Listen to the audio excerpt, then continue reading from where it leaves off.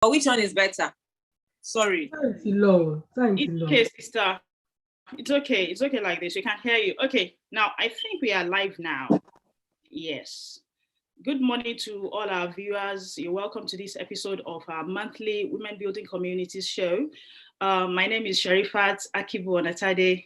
This morning, we'll be discussing an important aspect of parenting, which is the roles of parents in safeguarding the children. But before we go into that, we have our regular panelists. We have Sister Mudiro, we have Sister Rashida, and we have with us our special guest of honor, Sister Fatima Umu Hanifa. Could you please say hello and give a brief intro of yourself? Assalamu alaikum wa rahmatullahi wa barakatuh to everyone, my dear sisters. My name is Fatima. Afadeke Omodele Oyeko. I am blessed with 3 children. Hanifa, who is my daughter, is 24, going on 25. Inshallah. I've got a 20-year-old son, Marzouk, and I have a 15-year-old named Ziad. What else can I say about myself? I'm a pharmacist by profession, also studying naturopathic nutrition with the intention, inshallah, to practice as a nutritional therapist. Lifelong learner, as we all are. And I'm very humbled to be invited to share my experiences.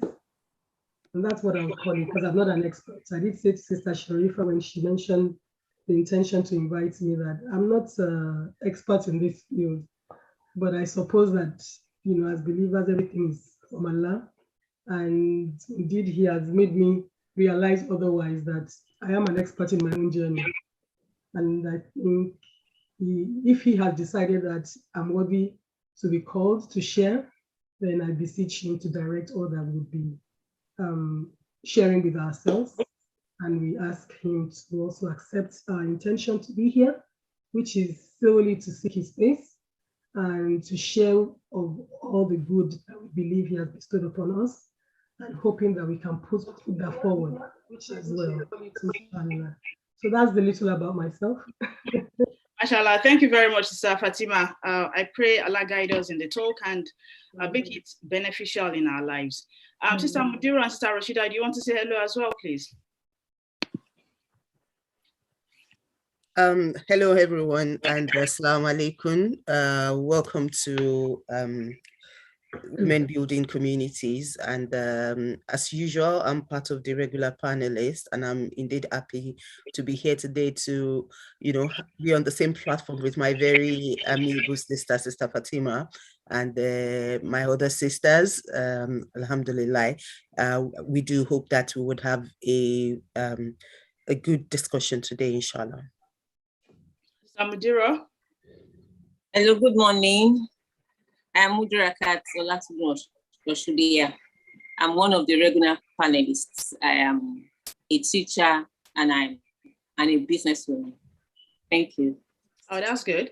And of course, we have you, our valued, respected viewers, who are also going to join in the discussion. And as you know, it's more of sharing views and learning from each other. No one is an expert in parenting. So the more people participating and contributing, the better, so that we can have a rich, meaningful conversation.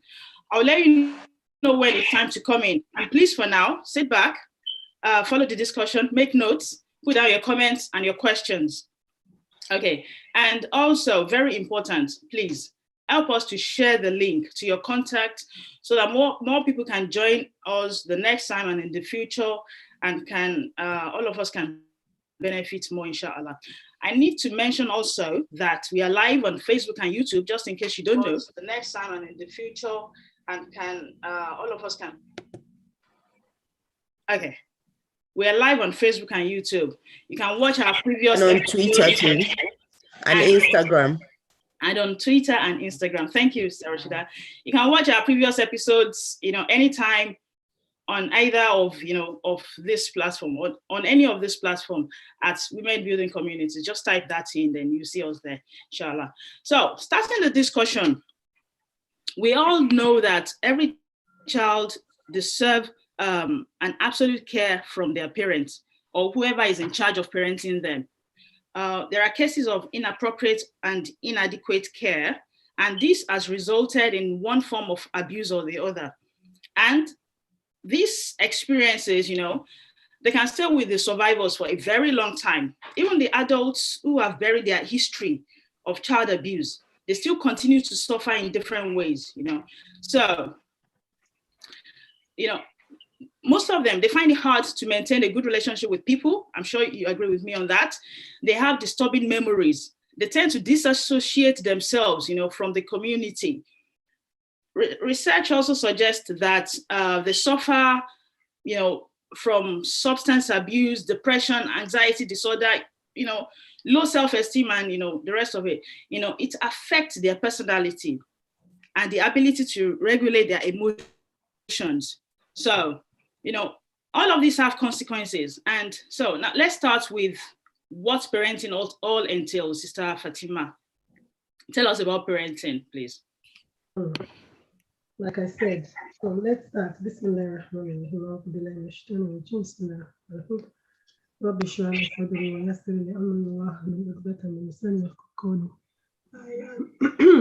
would have to crave your indulgence to bear with me.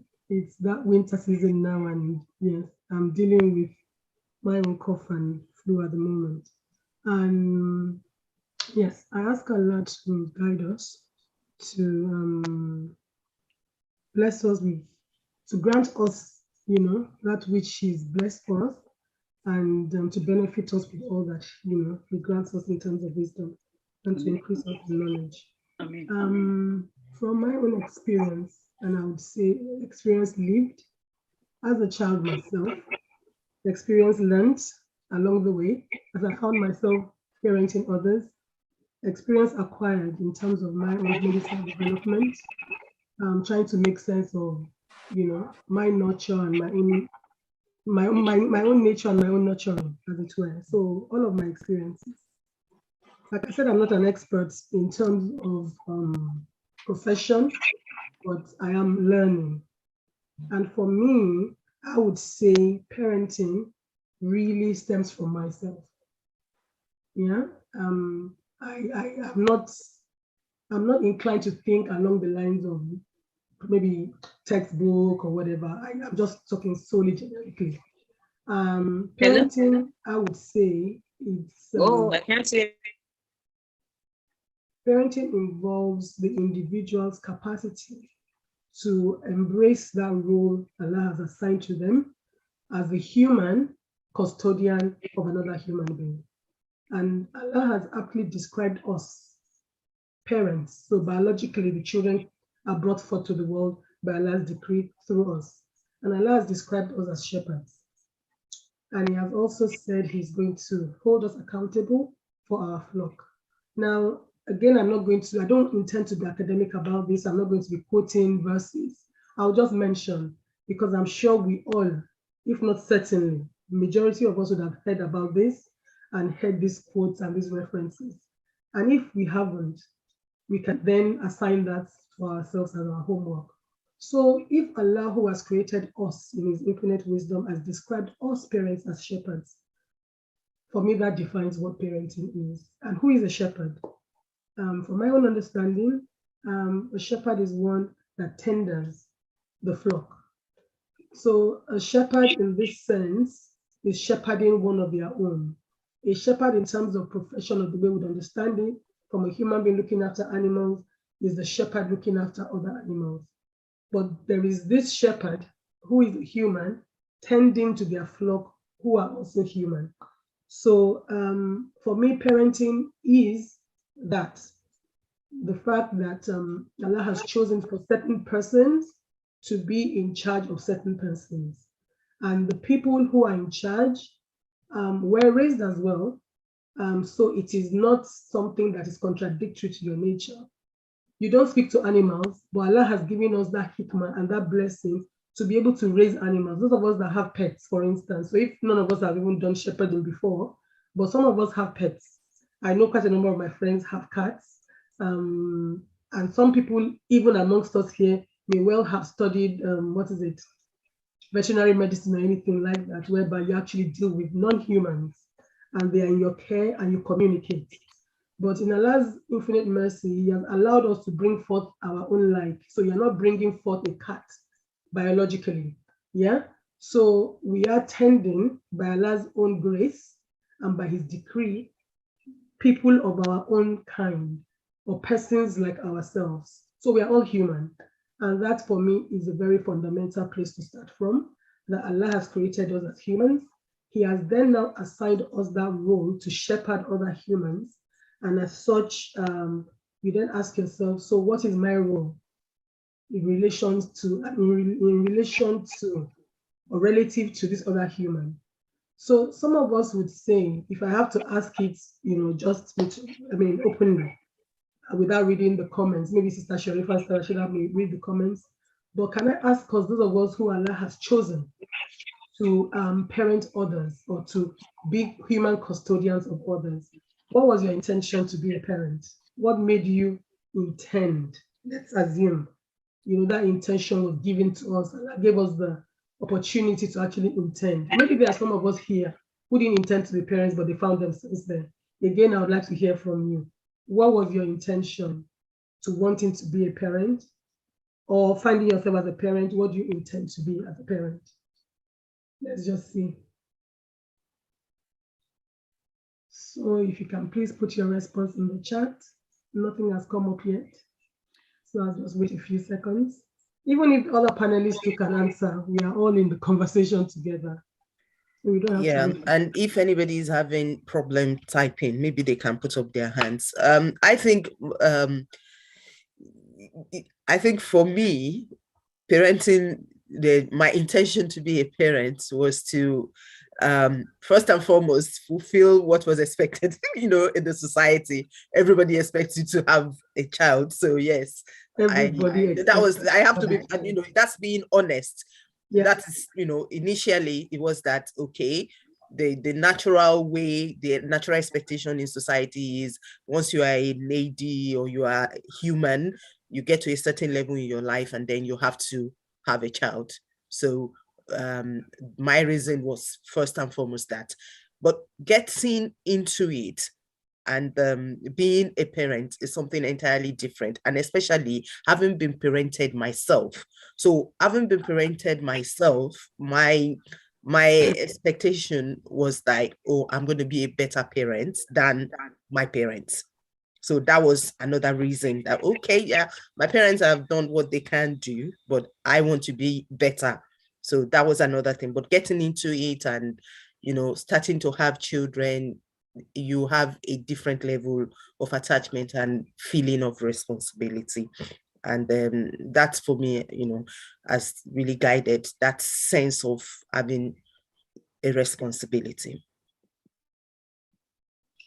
Brilliant. I really appreciate your response. Sister Sharifa, any thoughts?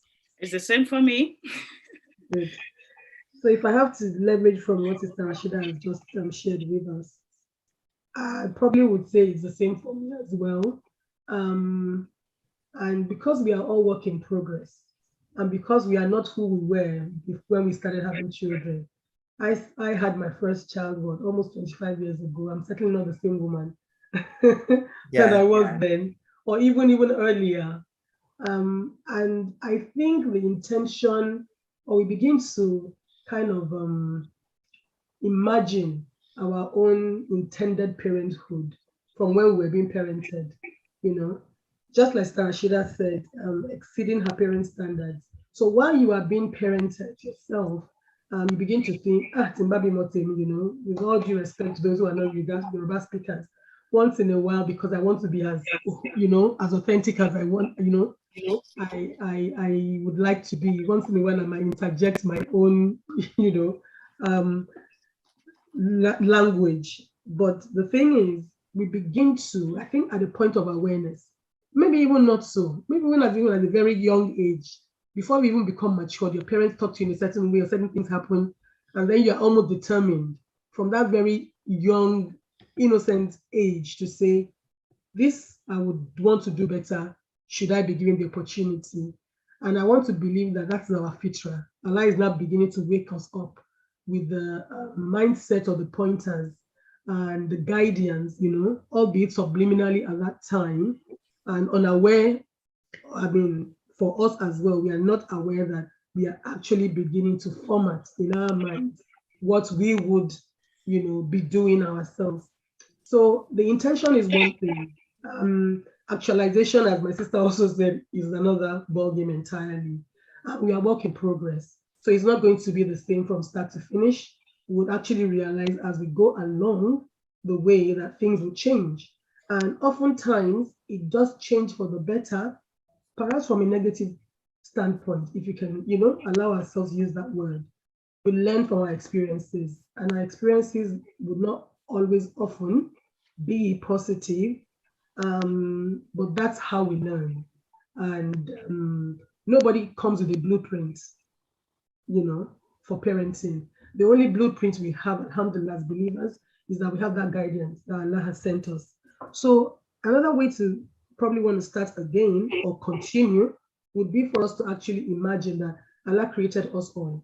Every single one of us that Allah intended to create, He had created us before us coming here to this worldly life and assembled us. He extracted us all from the loin of our father Adam, and He assembled us all. And I'm sure we all know what, how all of that went, whereby we gave Allah our covenant, or we took a covenant with Allah to say we are not going to ascribe partners to Him. We acknowledge Him as our Lord. And by so doing, it's almost like though we have actually come to this world, all of us at our different times, so parents before children, and in continue like that, to carry on Allah's intention. So Allah has told us in the Quran, and we all know why He intended to create us. Okay? He had this conversation with the angels, who with humility and out of interest to serve their Lord, asked why Allah wanted to create, when Allah informed them of His intention to create in Surah Al-Baqarah. And He also told us, having created us, the reason why He has created us. So if Allah has created us for the reasons why He has chosen to, by that divine decree, how does He told us is our creation? He has told us severally, described our creation, and that probably would inform what our nature is. So our nature is one that is fallible. Our nature is one that is weak. Our nature is one that is forgetful. Our nature is one that is imperfect. These are all Allah's descriptions.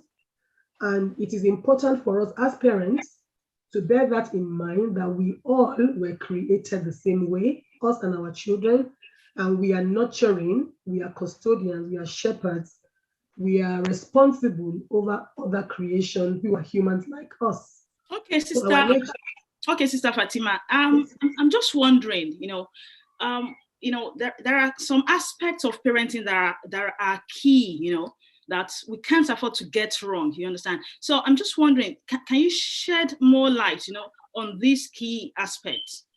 Okay. So thank you very much. That's a perfect segue into my next point.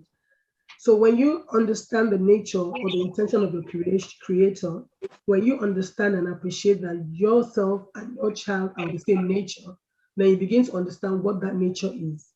And for me, it's about us actually putting an expose on what is the humankind made of. So we are made of body, mind, and spirit or soul, all right?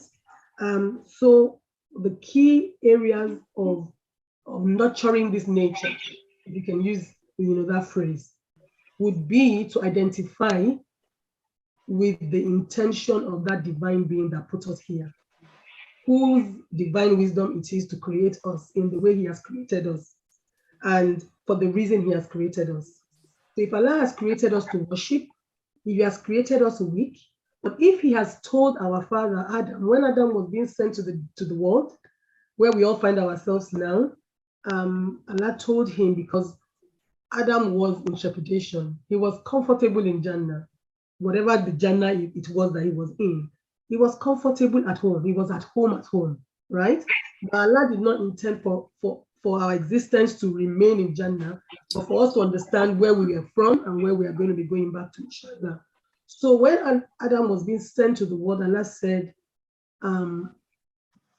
for all those who would follow my guidance, they will not fear and they will not grieve. Right? So in answering your question, what's fundamental that we cannot get wrong is the fact that we have come from our maker. In fact, it is said that there are 3 fundamental questions every human must ask themselves. And this answers your question as well. Where have I come from? What am I doing here? And where am I heading to? So put that trajectory onto parenting. Why am I a parent? Where have we come from? We've come from Allah. What is his intention? He intends for us to worship him. So we are here to worship. So how do we now get it right as parents? For me, the most important thing is to follow the same principle or the same pattern as our Lord has exemplified or explained to us, that we have been sent here with guidance. Guidance to do what? To worship. So for me, the most important thing, or the first point of call, is to identify with the intention of our maker and to make our children identify with the same. But it's not even about them. For me, when I was thinking about this presentation, how Allah has guided my heart is to say, listen, parenting is not about the children entirely. In fact, very little of parenting is to do with the children. It's about you. You are the conveyor. The children, as we all know, they see what we say, if I'm making sense. Yeah. So it's not because you do not own them, you are not in control of their future, you cannot command what they do. You are only doing what everything that we are doing, we are actually doing it for ourselves, to be honest with you. Thank you, Sister Fatima. Thank you very much. I got the point that we have to follow the godly way, and that will lead us to the best form of parenting. Yeah. But I'm thinking around, abuse, bullying, sexual exploitation, radicalization, all of those. And I know there are different forms of abuse, and I think we should first of all look at these. So I want to call on Sister Mudira to please share with us what you've gathered on different forms of abuse. I'm coming back to Sister Fatima. Mm-hmm. Hello, everyone. Abuse could happen in different forms. There is physical abuse, and this happens amongst Nigerians, my parents and Nigerian parents and children. Like in our own time, it's our parents raised us by giving us a smack when we do things wrong. Sometimes they see it as a way of correcting us. That okay, we become better, we do better next time. So physical abuse involves like smacking, slapping, hitting. Sometimes some parents even use denial of food, and this leads to the children having this makes on some of us. For example, when we were young, when we were going to Arabic school, Ilekeu then. So if we didn't get if it got late to the mosque, then what our Malians used to do was to smack you in your palm. Then my friends, they were smart, they were beating in their palms 50 strokes of cane. And this drove them away from going to the kill. And even up to today, some parents even do it. It is common amongst Nigerian parents, like I said before. So they give the children smacking, and also some things are even unintended, like misuse of abuse, misuse of medication. Like we all feel in Nigerians, for example, when we have malaria, we feel we have malaria, so we just, instead of going to the hospital or even being tested against malaria, we don't even go to check up. Maybe we have the malaria, or maybe we have typhoid or something. We just go to the pharmacy, just get the medication. And sometimes this is a misuse of medication. You realize that you don't even have the malaria, and at the end of the day, you took malaria medicine, which affects you more. There's also sexual abuse. This is a kind of sexual behavior that is forced upon. It could be forced upon a woman or a man. It can happen to a man to a man or a woman, but most of the time women are the victims.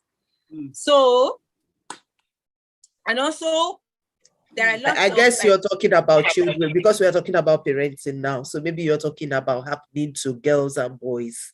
Girls, yes, I'm going there. Because yes, I'm going there. So this is common. It is common now. We have cases of children, 14 years, 12 years, even 7-year-old, even 3-year-old children being raped. And this is due to our carelessness. It's true, Sister Mudiro. Some parents' carelessness. Yeah, Sister Mudiro, that's very true. There was there were recent cases of abuse in the UK as well. The 6-year-old boy was killed by his stepmother. I think we all know about that. The stepmother and his own father. Can you imagine? Then there was another 16-month-old boy, Star Upson, again killed by mother's partner. Mother then having another woman as a partner. So kind of lesbianism or something like that. I personally also know of a case of a 4-year-old girl, a girl child, who was exploited by his own teenage cousin. This is someone living with them who is trusted. There are so many cases like this. So, Sister Fatima, what are the measures that we can put in place, to safeguard our children, please? To focus on abuse from the Islamic perspective, which would be the perspective with which can engage in the conversation. I'm not an education expert or anything like that. We all know what Islam talks about in terms of what the Prophet Islam had come to exemplify and teach us on how to engage with our children, how we separate them from their beds when they are different genders from the age of 10. And all of that. But for me, I'm going to talk practically and personally. So for me, growing up, and we all know that homesteads in Nigeria would differ.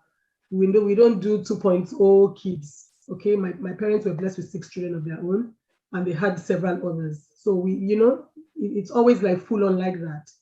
And what's most important to understand is we all have to, if we don't know it now, we all have to go and learn what the Islamic way is and probably travel backwards to even our own childhood, because certain things that have happened to us growing up that may be haunting us now and may be affecting our own parenting.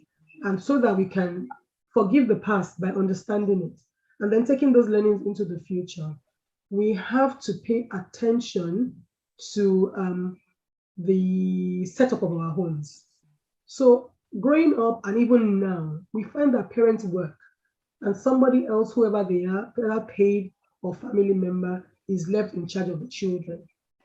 Now, oftentimes this is where the abuse happens, okay? And that's why I said parenting is about us, really. If you understand your role as a parent that is divine, Allah is going to ask you, then that will probably inform what it is that we make our priority. Yes, we know we need finances, but the financial responsibility, the onus does not lie with you, the woman, unless perhaps you are carrying your bucket alone, like some of us, alhamdulillah. If there is a man in the house, please, my sisters, allow the men do what Allah has asked them to do, and what Allah has said. No matter how much it is, how much, you see my hand? Yeah, it does not have to be. However, how much it is, let us make dua and believe in Allah that much would suffice. Because why? When we leave our roles, because we have to work, and this have to again, who says? Did Allah say that you have to work?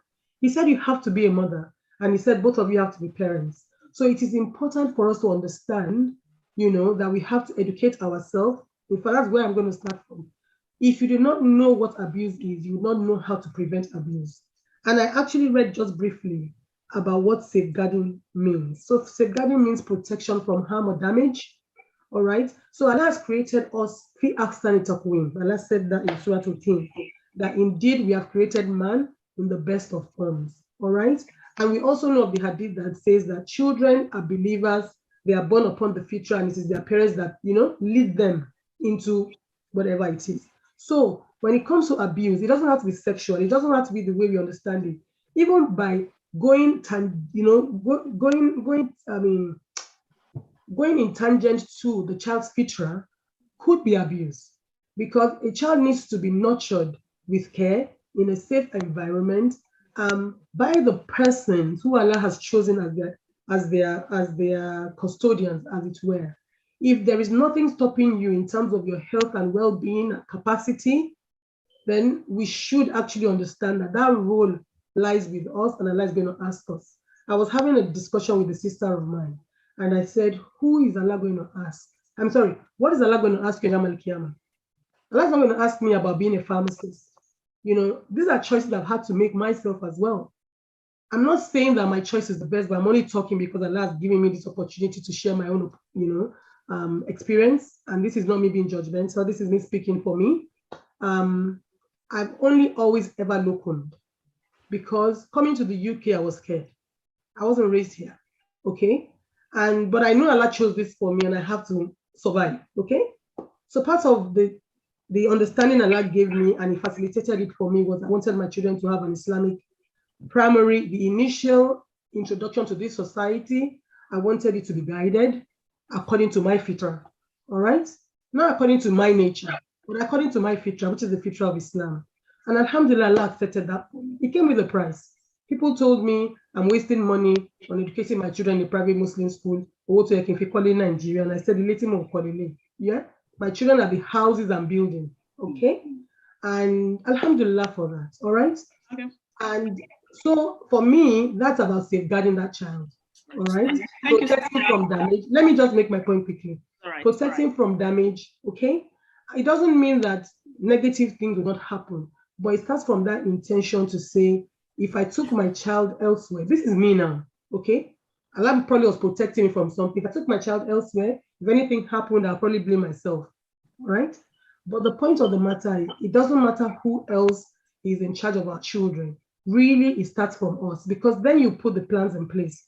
If you're going to employ anyone to look after your child, with that discernment, you would choose where your child is going. You would choose who comes into your house to raise your child. I'll tell you one thing quickly, as Allah is just giving it to me. So while my child began in an Islamic school, she was in the nursery. I gave some time before I went into my professional, accreditation and all of that. So when my child now had to go into school, I had begun my pre-reg and I had to do my exams, okay? So the head of the nursery, a Muslimah like myself, alhamdulillah, understood. I discussed with her to say, look, I need to do this. I need to do my pharmacy exams. But, I've given my child this many years, and I need to move on to this level now. And I need somebody to help me look after her when she's left nursery. And the head of the nursery, Mrs. Rahimi, Allah bless her, decided to introduce me to her own sister. And so that sister now has to meet me. This is Islam, another Muslim, alhamdulillah. The woman asked to meet me, to interview me. She wasn't thinking of money. She was going to do me a favor, but this is my own niyyah I put before Allah, and see how Allah has made it happen for me. So Mrs. Rahim, I met her during Juma, and she saw my daughter, and she started talking to me. Oh, where's the daughter going? Blah, blah, blah. And I said, nowhere yet, or maybe she was going to another school. And she told me about the Avenue School, and they had a nursery. And that's how Anifa started going to that nursery. And when I had to do my exams and I needed help, I don't have any family around me in London. My family are elsewhere in the UK. So she now introduced me to her own sister, because that is safeguarding continuing. Yes. She didn't introduce me to a stranger. When we leave school, my child, I will introduce my sister to you, and my sister can carry on the care of your child. So the sister invited me over. And one very important thing she said to me was, she has only male children. They were boys at that time. She said, from the point my children knew what their aura is, I don't watch my children anymore. They have a father who is a man like them. And then I tell my children, no man, listen to this, no man puts you on their lap. No cha-cha, they are Asian. No cha-cha, nobody puts you on their lap to say they want to greet you. Because why? While it can be innocent, there could be a cha-cha out there who is perverted. and innocently you too would leave your child with that person, okay? And that responsibility of the father doing the man thing to say, let the male parent deal with the aura of the male child, okay? So that's just an example for you about safeguarding, all right? Then when it now comes to, okay, so I'll let you carry on, Sister Sharifa. Yeah, thank you very much, Sister Fatima. If not for time, I would have just allowed you to continue, But, well, thank you for that. I understand, that first of all, we need to educate ourselves, and we also need to educate these children so that they know what abuse is. So they know when something is about to go wrong so that they can ask for help or to stop it. But when, there are, like I said, trusted family members, like even the mother herself, God forbid, it won't happen to us believers. But can we possibly keep these children away from the family members? Will it not amount to overprotection? And also I'm thinking, what does an abused child, what do they feel inside when it's happening? What are the immediate effects? What are the long-term effects, when they become adults? Sister Rashida, do you want to come in, please? Yeah, thank you very much. And it's very nice listening to all the contributions so far. Just before I talk about the effects that not putting in place proper safeguarding process for our children can have in their lives, especially if they eventually do go through some form of abuse or the other, I'd like to talk about the fact that there are even certain kinds of, I don't know if we will call them abuse, that, experiences that children go through when they're very young, which despite all our safeguarding efforts, we might not really be able to save them, or we might not, a lot of time, not that we can not save them, but a lot of time is because, especially as Nigerian parents, or African parents, we overlook certain things. We have a certain way of family life. We are the one that believes so much in extended family, and it's not a bad thing, it's a good thing, because we believe that there's a Yoruba adage that two people give birth to a child, but it is two eyes give birth to a child, but it is multiple eyes that actually look after the child. And because of that, you'll find that uncles, sisters will send their children to your house, and you're the one taking care of them, or you send your children to their house. And I, for instance, growing up, there is an experience I want to share, which I think, to be honest, I don't think there is any way my parents would have been able to do anything about it. When we talk about separating children, male and female, from staying in the same room together when they're at a certain age, we need to also understand that the way we are, the way our economic situation is in Nigeria, and not only in Nigeria, in some of these countries, a lot of time you might not be able to afford that kind of space where you can separate children. Alhamdulillah, growing up, I was brought up in a home where we live in house with multiple rooms and all that. But at the same time, we had multiple people, from different families, cousins. Already with my dad, we're about 14 children. And then you now have, family members coming around, and you have a lot of them. And I can remember this particular experience. It comes to me once in a while, even as I am an adult. And, we're all sleeping. You usually know where the male will sleep and where the female will sleep. Do you understand? It's a normal thing. There's the women room, the girls' room, and the boys' room.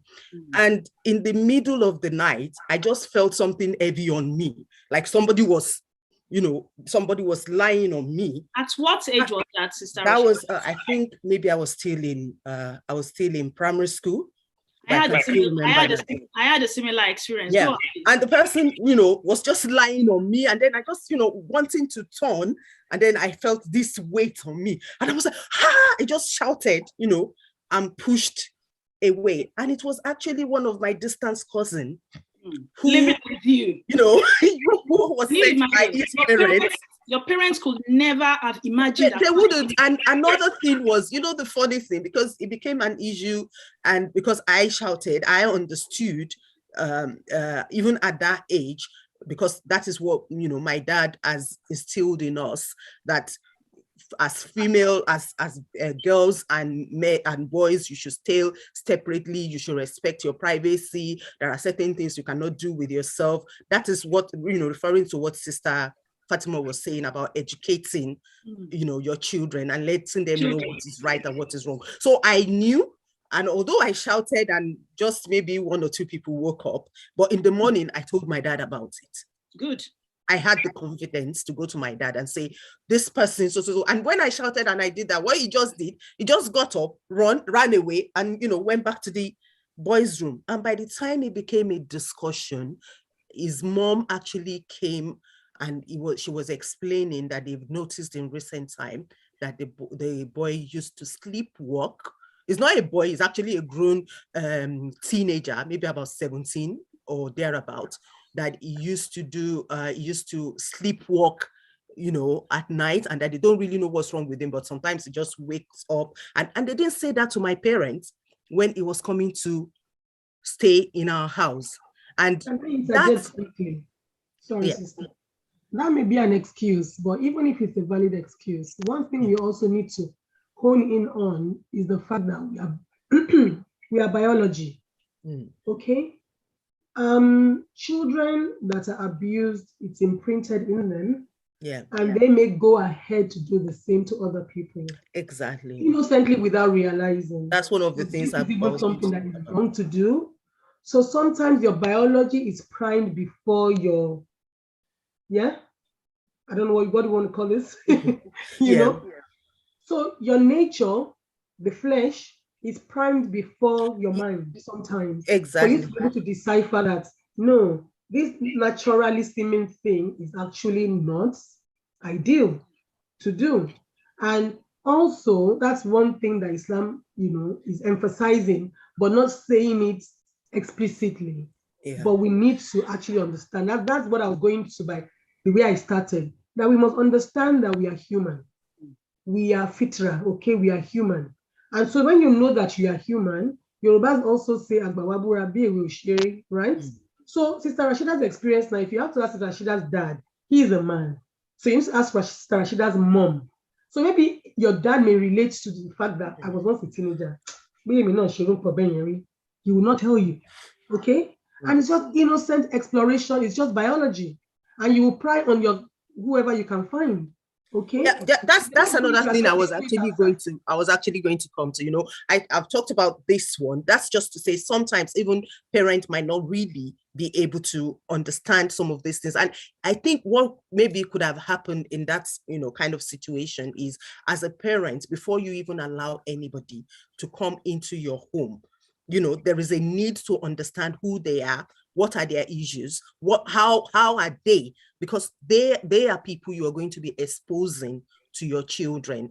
So I think in that wise, because that is not something that is commonly done in our community, even for those of us that are here in the UK as Africans, we hardly, try to, once the person is our family, and they are welcome. Yes. Do you understand? And if you want to be any more than that, then you might be termed as somebody who is hostile, not welcoming, and all that. So you don't want to do that. But the truth of the matter is, if you know the amount of people that go through different kinds of such experiences and they don't talk about it, and sometimes it maybe nothing really happened in terms of, in my own case, nothing actually happened because the person was just lying on me there. I felt the heaviness and I pushed away.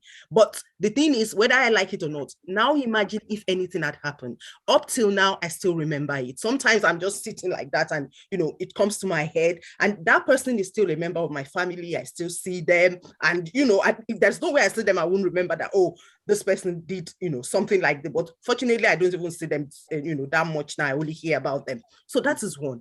Then the other thing is our children, like Sister Fatima was saying, there is what we have natural feelings. There are certain age that you get to as, you know, human, whether you are male or female, that you start having the feeling of sexuality and sexual urge. It is natural. Do you understand? And because unfortunately, even as of the time people like us were growing up, and more so now, there is a lot of exposure to the internet, to the television, and you can see a lot of those things. And as you're seeing them, it's also affecting your feelings, the person you are, and you start wanting to explore.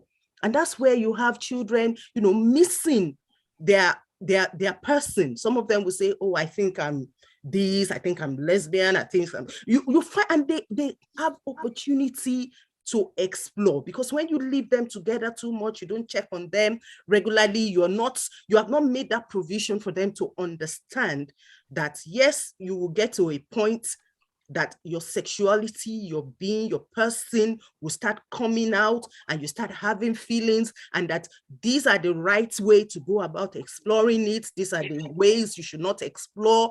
If you don't have those conversations, then children will do things and they would be exposed and they become vulnerable. And now coming back to how, you know, I just felt that was something very important to say, because oftentimes when we talk about safeguarding, when we talk about sexual abuse, whether for a young person or older people, these are some of the difficult conversations that we don't want to have, and we want to just, you know, not talk about it so much. So that's why I thought it's very important to bring that out. But talking about the effects that, you know, abuse of any form have on us as people when we grow up. I think that is something that we can't even finish discussing, you know, in this particular sitting, because like that example of what Sister Fatima said about anybody that has gone through one form of abuse or the other, a lot of time they end up doing exactly what they have gone through to other people. Thank you. Especially if it is not well handled. I remember I was watching a video recently of one of these very popular. Can you wrap that up because of time? Yeah, let me just use that to wrap up, because it's important, you know, about the fact that when people are abused, or when they go through any kind of safeguarding issue, what the impact is eventually have on them when they are grown up, and how it's very sometimes difficult to overcome. I was talking about this person that I watched is a basketballer, and his dad used to beat his mom, and he didn't used to like it. You know, his dad used to abuse his mom, beat his mom. He was very young. He used to not like it, and he used to be very angry at his father. And he told himself that it was never ever going to be like his father. It was never ever going to be somebody who would hit his wife. But the thing is, he never had the opportunity to even discuss with his father, to even understand, okay, what happened? Why is my father like this? He never had an opportunity to go through an healing process. And then growing up, even though in his mind, he had already decided that he was not going to be an abuser, he got into a relationship and he also became an abuser. And, you know, it took the realization for him to ask himself that, how come I have become an abuser when all my life I've always told myself I do not want to be like my parents, like my dad who used to beat my mom. And then he started going back. He started going through, you know, all this what do you call it? Going to see psychiatrists and all those kind of people. And the realization came that what happened was that he did not understand the process that actually led his father to become an abuser. And he went through that process himself. And because he couldn't handle it, he had not been able to learn from his father, even though he didn't like what his father was doing, he also became an abuser. And that is the crux of this matter. You understand? We would always have, you know, things like this. And one of the most important things is for us to be able to talk with our children, let them understand, let them feel free to come to us. That is our responsibility as parents. Thank you. Safeguarding. Thank you. That's key for me, you know, talking to children. Let me go back to what you said, to what your experience, what you said about your experience. If not for the fact that your parents had already established the discussion with you. You wouldn't have the confidence to go back to your mom or your dad to say, this happened during the night. You understand? It's like just continuing the conversation that has already been started. So thank you for that. Now, we are very behind in time. I know Islam provides some sort of guidance about the rights of children and how to raise them in a safe environment. You know, I personally don't know of any Quran verse that says directly, you know, on parenting. But if anyone have any verse in mind, you know, on smacking, Sister Mudira, you mentioned this. I just want to say this. Prophet Muhammad sallallahu alaihi wasallam, he never raised his hand on any child or even any of his wives. He never got angry to the extent of shouting or hitting them, you know. But people are still worried that Islam supports smacking children. What's your view on this? 1 minute. 1 minute, please. Let me just do an intervention, Sister Sharifa. Please do allow up the members of the audience at some point. I know we'll be, you know, taking a bit of time, but just member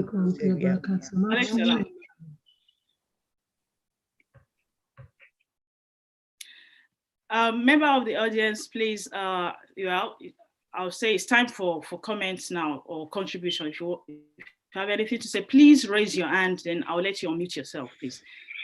Sister Fatima, do you want to say something about the Islamic point of view? Yes, so again, I'll continue to mention this disclaimer. I'm not a scholar, I'm not an expert, I'm just a learner. In terms of safeguarding, what the expert view is, what does Islam say about it? Is that the question? Yes. We know that our children are amana from Allah, okay? And we know that He has created us in the best of forms. We know that, so for me, when I was preparing for this, I didn't expect or I didn't know that we're going to go, you know, into the abuse per se. So for me, one prime place, spotlight Allah has put on parenting in the Quran is in Surah Al-Luqman. Okay? I don't know if we would have the time. There are about 6 verses, because unless we haven't heard it before, it would be good to just read it. I was actually going to talk around it, but that's not for today's discussion, as it were.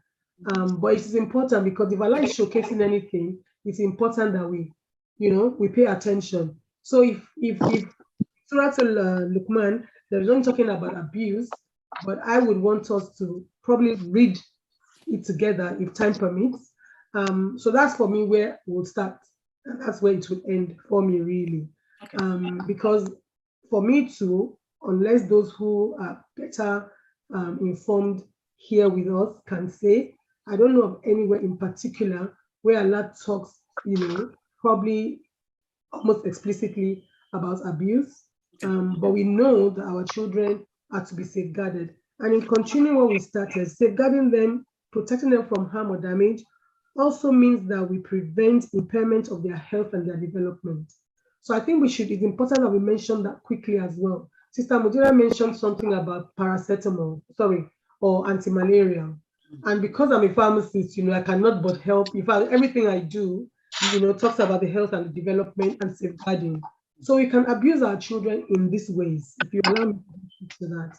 In terms of their health, you don't feed your children right because you don't know how to feed them right. So again, I'll keep going back to it is all about us. You cannot give what you do not know. You are the nutritional gatekeeper of your family. But before you start having family, what you feed yourself as a woman is what you put into that child when that child is coming, even before they come. Yeah, your DNA is informed by what it is, or your nature is. So then when these children come, before they come, you have to equip yourself. But let's even say today's our day one for all of us. We know we have an amana. We know Allah has created this body fit and able and well, all right? But how do we carry on this custodian role? Don't go and give your children rubbish food. I don't want to start going into that one. That will be subject for another day before people want to box me. But this is the honest truth. And I will tell you here and now, may Allah make it agile for my mother in her grave. It's been 33 years, she's been gone. My mother raised me on good food, okay? And so anybody that knows me know I'm a foodie. I hands up, both hands. I was raised on good food. I don't know how to snack. I wasn't raised on big clothes, okay? And Yorubas actually say, you are as high as you can fly based on the fuel you put in, input and output. Okay? So we would eat good. And once you eat good, it shares the same. Yeah, the rest is small. But it's not about the volume, it's about the quality. All right. So that's one about the health. Two is also to ensure that you don't jeopardize your children's well-being in terms of their health. Sometimes, before we know, we are the doctors and we are the pharmacists and we are the everything, even because we think we are the parents. Okay, we give Calpol like we give water, without actually understanding. Our job actually is to go and learn from the experts to say, doctor, pharmacist, nurse, what should I do for my child? Because I'm the one looking after this child. But you need to actually go and learn from the experts. And that is your job in safeguarding that child, not to take it upon yourself to do whatever you think you know. Even me as a pharmacist, when it comes to action, I'm a novice. I actually learn from the experts. That's true. Thank you. Their development, hold on, my sister, their development also, today's age is all about electronics and devices. Now, I'm going to tell us something that is very important. Please, everybody write it down. Shida, if you can type, please do so. If we can all go to YouTube and go to this channel, Dean Show, DEEN Show, all right, the Dean Show.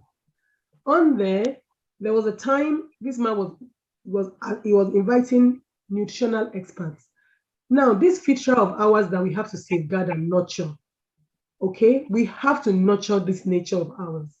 Now, you abuse your child by not giving your child what is akin to its nature. And so that child's mind is not going to develop properly. That child is not going to be well, and they will not be able to do all of those things. So it's not only safeguarding them from harm, which Sister Rashida has shared with us, but the harm can even be intrinsic. The extrinsic harm is what she has described, harm from outside. But if she was not well fed, if Yinka didn't have stamina, she cannot push that guy. Exactly. So somebody must have fed Yinka well. Do you understand? Not only fed her mind, but fed her body. Then we now feed their spirit and their soul by the deen, by the adkar, by the dua that we say, even when we are conceiving, we are carrying these children, by the dua that we say and invoking, like the Prophet exemplified, when he would invoke Allah's protection on his children and his grandchildren. These are things that we should be doing, okay? And this is how we protect them from abuse from within and from without. Now, we mentioned something earlier. The mother that carried the child could be abusing the child. Exactly. When you're pregnant and you're starving yourself for food, or you're drinking Coke, or you're eating, you understand? You're abusing that child because you're robbing them of their future. Do you understand? I mean, this is, I would say, we are opening the discussion. We cannot do justice to this discussion because this is a lifelong situation, all right? Allah decided to create human beings to carry on from generation to generation. And we, of all of this, Allah has mentioned that we are the best of mankind, evolved of mankind, enjoying good and forbidding evil. That's what we are talking about. We are enjoying good by encouraging what Allah has said to do in terms of safeguarding. By forbidding evil, safeguarding them, protecting them from harm, from, preventing impairment to their health. One other thing that we probably would do, I've done it before. I'm a pharmacist. Okay, not because on Sukunju, my child was restless actually, and we had to fly. But this is me, a pharmacist, doing it for the right reason, because Fenigan is actually, we'll say, indicated, meant for that purpose. But how many people abuse that effect of Fenigan? How many people have done that or have heard of it happening? All right. Their development in terms of digital, okay? There is a reason why God did not decide that our children are beginning to pop out of screens. And I hope I will not be in this world by that time that happens, okay? So, but the point that they are not out of the screen. You know, you can have somebody talk with you physically now, even though they are not with you. Don't scare me, don't scare me. I still live in that age where I want to protect my children, all right? So, but the point of the children today, no sooner did they come out of the blood, as we say, they know how to swipe. Have you not seen this mayonnaise, the way they swipe? And I just look at this thing, Penny, also knowing how to swipe. So what was I going to say about Dean Show? It's not only about the nutrition that was showcased in some of the episodes.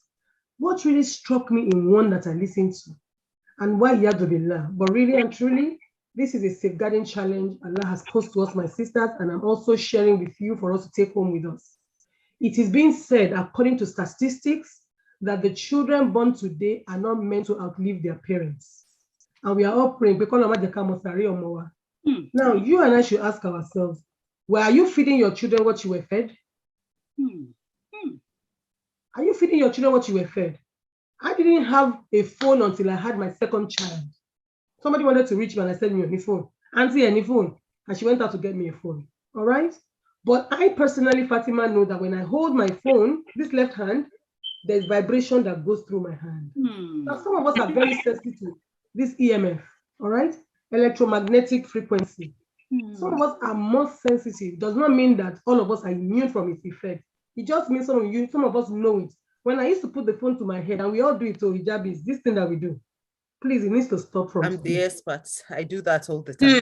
It needs to stop from today. This is how you safeguard your children. Because when you fry your brain finish, that child does not have a mother who knows what she's doing anymore. And you've robbed that child of their mother. True. And you've also taught your children that as hijabis, this is the thing to do. Now, nobody's going to teach us, Muslim women, except us. Because why? Medical science now is telling other women who are not Muslims that breast cancer is more common on the left side of the breast because most clothes are left breasted pockets. Yeah. Gym or whatever, people put their phone in the left breast. But how many people will come and say they have done autopsy of Muslim women and they have found that is the technology has told you not to do what you're doing. Okay, so my sisters, please take that from me. The fact that they have said that these children are not meant to outlive their parents leave a lot for us to think about. Sure. And it's not a rock, it's not what is it? It's a no-brainer. Are you feeding your children what you were fed? Are you nurturing your children the way you were nurtured? We may blame our parents, but the point of the matter is Allah has given us much, all right? You may want to outdo your parents in a certain way, but in what way are you carrying on? You understand what they have done right. But it's not about them. It's about how Allah has ordered things so that we don't keep blaming, because as we are blaming, our children too are blaming, and we need to stop this blame game. Just go back to the Quran. What does Allah say about creation? What's your purpose? How are you made? Your body, mind, spirit.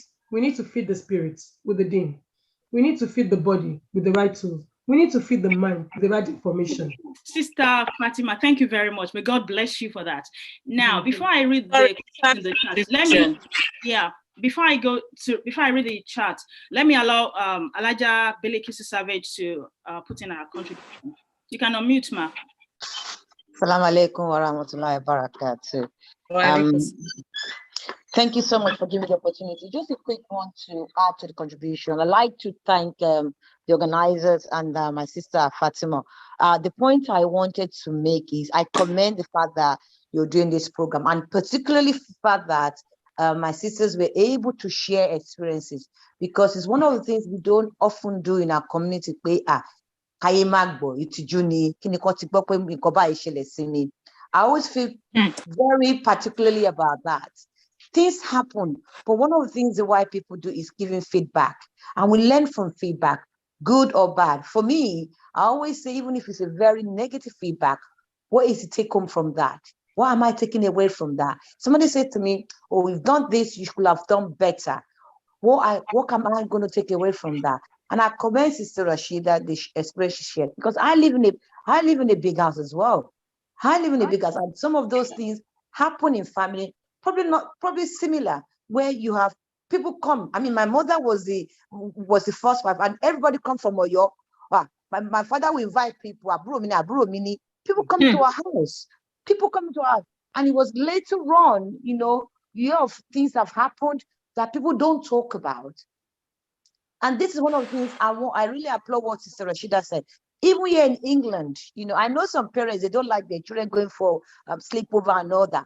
Fine. But when we invite people, even when they're family, let's ask questions. Let's be bold enough. And when things happen, let's be bold enough to share experiences. Because when we don't talk about what's happening in our community, who's going to teach our children? How are we going to learn? What's the takeaway from that? And that's one of the things I just want to applaud the fact that we are talking about it, we're sharing experiences. And finally, there should be no shame in sharing experiences that is negative. Assalamu alaikum wa rahmatullahi wa barakatuh. Wa alaikum salam. Thank you very much, ma'am. Okay, from Can I just say quickly that there is no experience that is negative. It's an opportunity to learn, because we know that for a believer, nothing is not a blessing. So even in our trials, there is a blessing because it's an opportunity to learn. Yeah. And True. It's very, very important that we have that mind, that language in our mind. And that's what would make us, take forward what it is that we've locked away in the past. We just have to understand it with the eye and the knowledge of today. That 2020 vision. I didn't know it back then. Now I know it now. And also, like from my own experience, a lot of people who are experts in the field, actually, you only walk the walk. I mean, you can only talk the talk better. You can talk it, but you can only talk it better. We cannot talk it best because we're not Allah. We can only talk it better when we have walked the walk. Okay. I like that. Thank you. From the chat, as I said, from me, let me quickly read this. Let me quickly read this, Sister Mudiro. From T. We should teach our children to guard themselves generally. I had an experience where a young girl approached my daughter. So the children should be educated about their bodies and changes that they may experience generally and protect themselves against predators generally. Thank you, Ms. Titi. Because of time, I will allow, just few comments, please, from the audience now, please. 1-2 minutes, please, you're welcome. Sister Mujira wants to make a point, Sister Sharifa. Yes, I'll come to that, please. Anyone from the audience, please.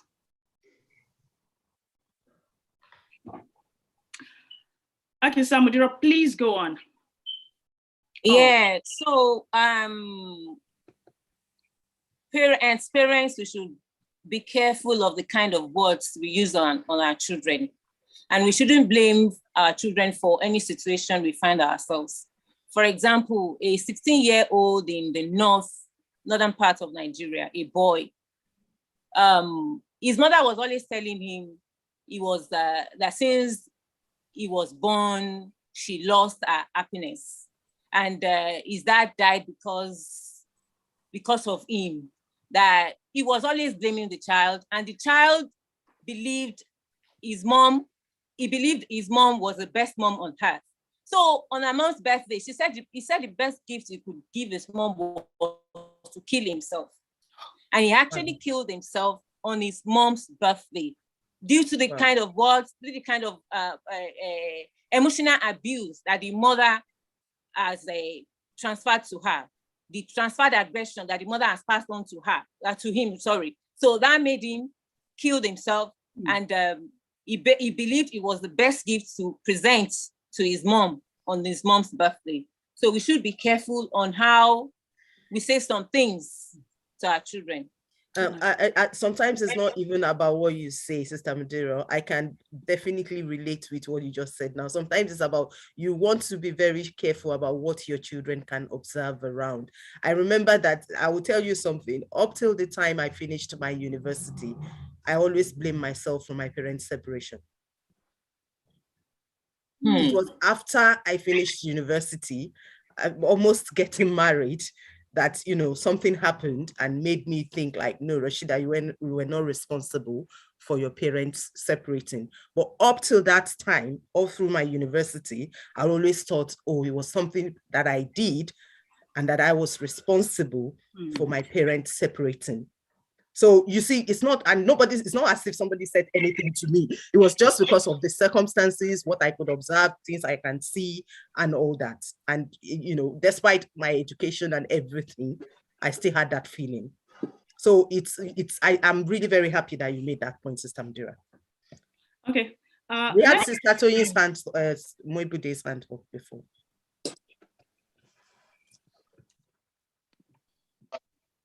Assalamu alaikum warahmatullahi wabarakatuh.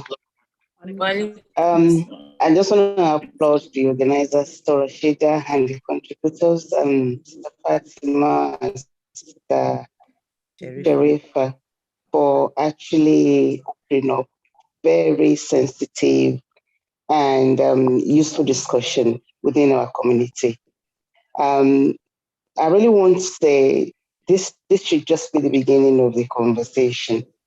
I believe this is a conversation because there's a lot happening in our community.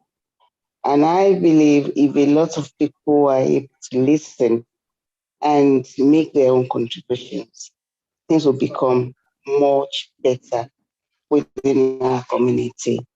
I want to say maybe you should have a second stanza of this event, of this program. It shouldn't be the end. And possibly invite specialists as well. I really applaud Sister Fatima's openness. Mashallah, my sister, and Sister Rashida. Obviously, we need more specialists around safeguarding, maybe social worker within our community, people that actually understand our community and what operates within our community. We need them to come and speak on this program. What I really applaud is the openness. And I believe if things like this can continue within our community, nursing mothers will learn from this and they will be able to take cue as to how they nurture and raise their children in this conflicting environment that we live in. Assalamu alaikum wa rahmatullah. Thank you very much. Can I just make a rejoinder to what make it very brief, Auntie? Please, yeah. You know, experts, we need experts to come on board. But I think before we call experts, I agree that we should continue this conversation because until we appraise ourselves, as it were, until we actually appraise ourselves against the standard, which unless it's going to be a Muslim expert, you know, it's good for us to do our own housekeeping, as it were. You know, individually, let's all journey back to say, how was I parenting? How am I parenting? What am I carrying forward? You know, ask all those questions so that we know what we are putting forward to the experts. And this is the way that whatever we learn from the experts will actually become learned. Okay? Because when we don't do our own muhasabah, why is one day different from the other for a Muslim? Because every night we are meant to evaluate what our day was like. It does not mean that tomorrow I read the Quran and by the next day I won't do it again. No, it is life is a continuum. From cradle to grave, it will not stop. And perhaps we'll make the same mistake till we go to our grave. Because I read the Hadith Qudsi, I don't know if anybody else has read it, that there's a Hadith Qudsi that alludes to the fact, without me paraphrasing now, that that humans, that we would find ourselves making the same mistake over and over and over and over against this guy, but that perhaps Allah has forgiven us because each time you make a mistake and you go back, you know, repentant, you know, you're actually feeling it within yourself, you're actually taking steps, but then you find yourself doing the same thing again. Okay, the fact that it is repeated sometimes is written for you. Not in the way that I'm not saying that you are beating your child every day. No, but we are not going to be perfect just because somebody has come to speak with us. Not because of what we have said today, but for us to know that it will not end. Those who are not having children anymore, like my big sis, you know, all my big sisters here that are grandmothers now, inshallah, may we, you know, follow suit. And for all of us, you know, even those of us who have not been given that role by Allah, assigned that role of parenting because it's part of His irada. Yeah, I don't want to say children, people without, but Allah has not given you that role of parenting. Every one of us, all the women of the world are mothers. Every woman of the world is a mother, okay? Because if you do not have a biological child, you can influence another. It is in our fitra to raise and to nurture, okay? So that is where I'm going to leave it, to say that we need to have these conversations within ourselves, amongst ourselves, and then when we bring in the experts, you know, we are already informed learners. We already know what we want to hear. And so that when we hear it, we already know our problem, okay? You are the expert of your condition. So when the doctor talks, the doctor will come and go. The issue is left with you. You understand what I'm saying? And we should also learn from our children, okay? Take feedback from your children. Be vulnerable before your children. Let your children, my children are listening, and I beg them to listen, okay? Let your children know that you are only but human, just like them. Let your children know that once upon a time, you were in their shoes, being parented. There is no blueprint. Because our children today, not only are they in a perilous world in terms of harm, in terms of their mind as well, they are. Because they are hearing a lot of things and they are almost seeing us as enemies. And it's taking them almost away from their deen and making them query. She wears hijab, she prays, she fasts, but then she shouts at me, but then she hits me. She's only human at the end of the day. Perhaps it's going to be that child that will change you by they themselves understanding the future of being human and this big task that we are carrying, and for them not to judge us so that they hate us, or judge us and hate our maker, or judge us and hate the deen that we are trying to guide them to. So may Allah has maybe Sister Sharifa, I know you want to quickly wrap up. We've actually really overspent the time. We're meant to stop at 11:15 or thereabout. That's exactly 1 hour that we have. But just to say that whatever way, we're going to be looking at it, whether we want to look at it from the point of view of our personal experiences, what we've gone through and learn from it.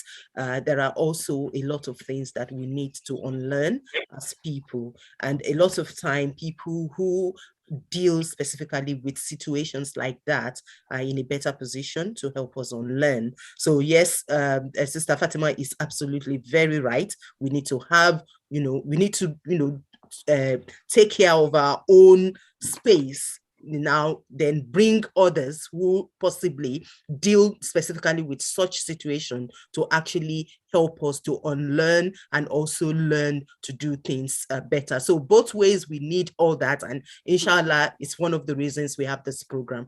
Sister Sharifa, I'm sorry. I just needed to say that. Thank you very much. Thank you very much, Sister Fatima, Sister Rashida, Sister Mudira, Sister Bilikisu Savage, Sister Toyi Mebude, all of us, you're my lovely sisters. We've made today's discussion a very meaningful one. So we've already wrapped up, okay? So we thank all of our viewers as well who have participated, and those watching us, everybody. Remember, you can share our link and post, you can post your comments in our Facebook and YouTube, videos. We hope to meet you again next month, inshallah, the last Saturday of the month. And again, I am Sharifat Akibu on a Tade. It's up to women, and we are up to it. Bye for now. We have to. Assalamu. Thank you very much for the opportunity.